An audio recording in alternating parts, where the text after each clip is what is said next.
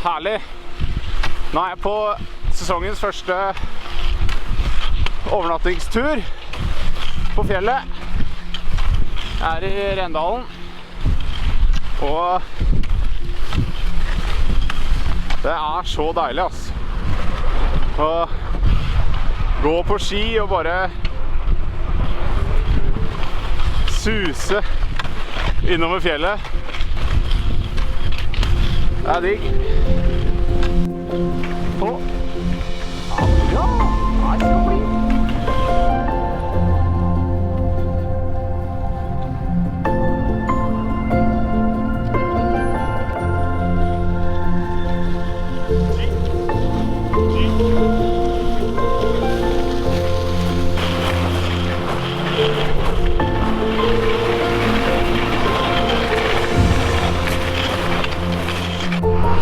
De er flinke. Det er veldig gøy å være på tur med hund. Det at vi har to hunder gjør sånn tur som det er veldig morsom. En hund er fint det, men to, da kan du faktisk, da kommer du deg et stykke da, for da har du mye mer kraft.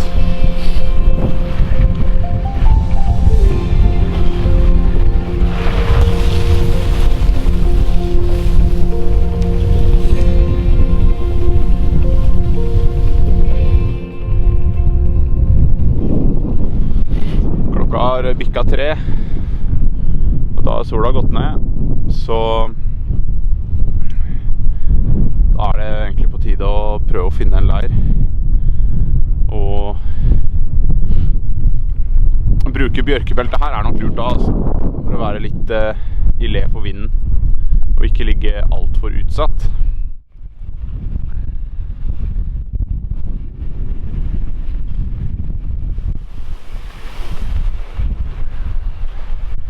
Det er litt langt det draget der, så det er viktig å ikke det er viktig å holde linja. Nei, så flinke! Her er det faktisk åpent vann.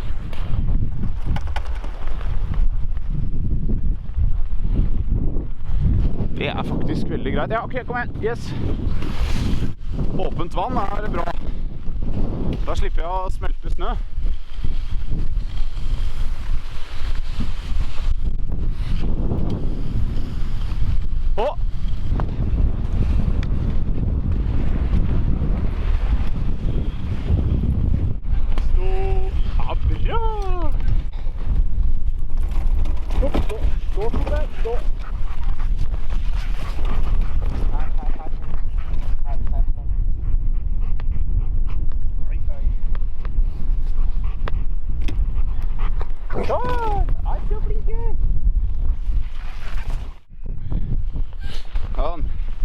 Da fikk vi stoppet og snudd, og her er det jeg merker at vinden kommer egentlig ganske rett inn akkurat her, men jeg skal dra pulken litt nedi her. Da får vi bra le, og så kan jeg tjore bikkjene i trærne. Halla, oi, så flink da. Så flinke gutter. Så flinke. Så fint. Så flink.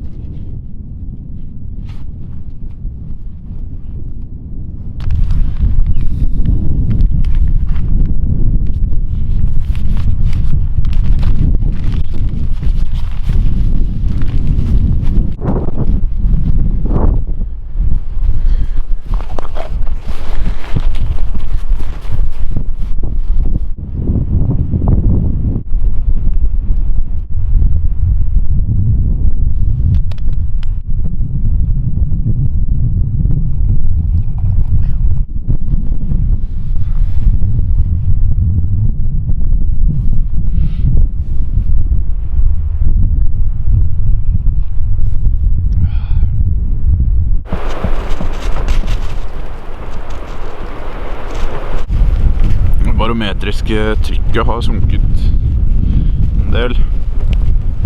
Jeg er på 980 nå. Om klokka er riktig, så er et lavtrykk på veien. Og det kan jo stemme med at værmeldingen også viste at det skulle bli litt mildere i morgen enn det det har vært i dag. Jeg ligger egentlig bare her og hører på vinden i trærne. Det er liksom en egen ro i å bare ligge helt stille.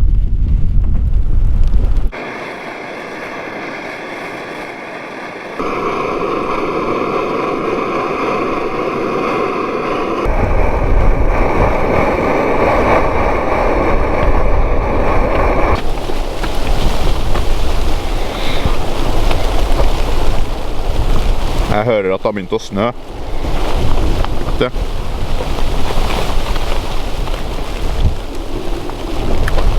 Det blir spennende å våkne opp i morgen og se hvordan det er da.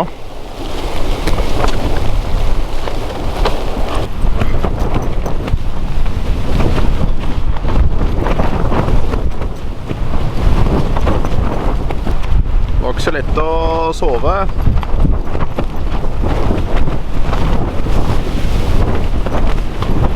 Teltet er...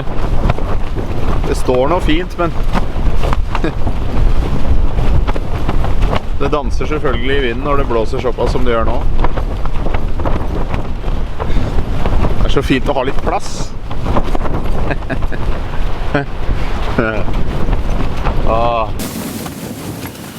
Du, Sarek og skriker. Nå har jeg tatt på meg klær for å gå ut og se hva det er.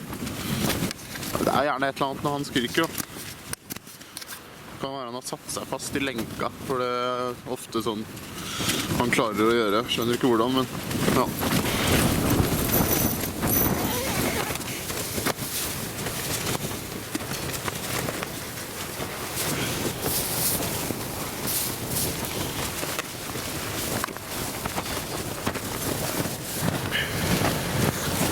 Det er så lite telt, vet du. Jeg må jo...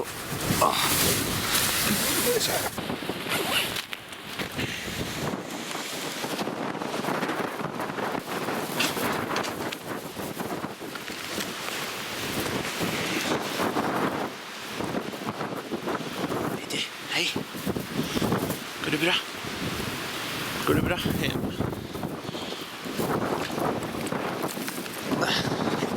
Sarek, hva er det for noe? Hva er det for noe, Sarek? Det er jo ingenting. Du kan ikke skrike sånn, og så er det ingenting. Hei. Hei. Det var jo absolutt ingenting. Vi ser på teltet, da. Det står greit.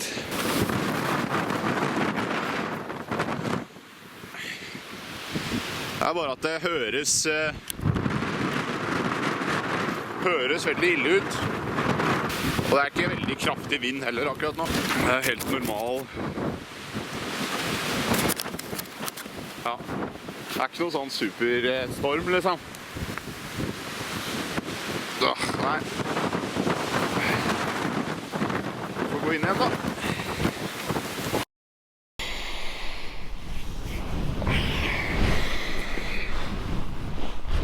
Det var litt av en natt, altså.